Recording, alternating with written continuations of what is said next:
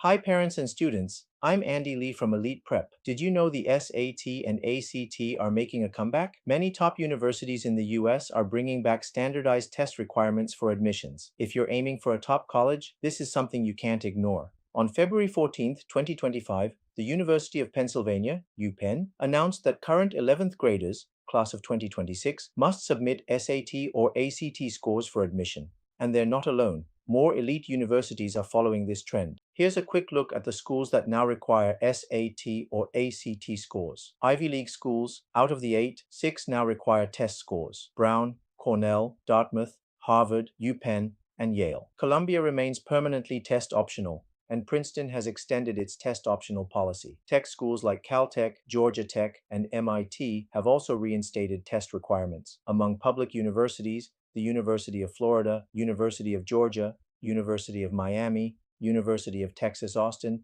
and Purdue all require test scores. Several private universities have followed suit, including Georgetown, Johns Hopkins, and Stanford. And for students considering military academies, West Point, the U.S. Naval Academy, and the U.S. Air Force Academy also require standardized test scores. That's a total of 17 top universities, excluding military academies, that now require the SAT or ACT.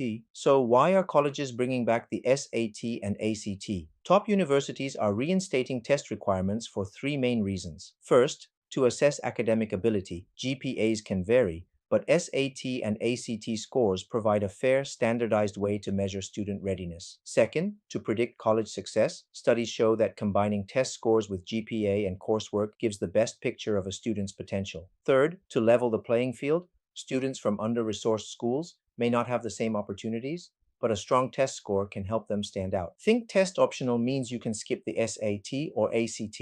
The answer is no. Here's why taking the SAT or ACT still matters. First, a stronger application. Many top students still submit their scores, so skipping the test could put you at a disadvantage. Second, most students still submit scores, even at test optional schools. At Princeton, 57% of students sent in SAT scores. At Yale, it was 56%. That means test scores are still a key factor in admissions. The bottom line? A strong SAT or ACT score can set you apart from the competition. Don't miss the opportunity to give your college application the boost it needs. If you want to learn more about SAT or ACT prep or the college admissions process, contact your nearest Elite Prep today. Join us this summer at Elite Prep, the institution that has helped the most students achieve top SAT scores than any other nationwide, and start preparing for success now.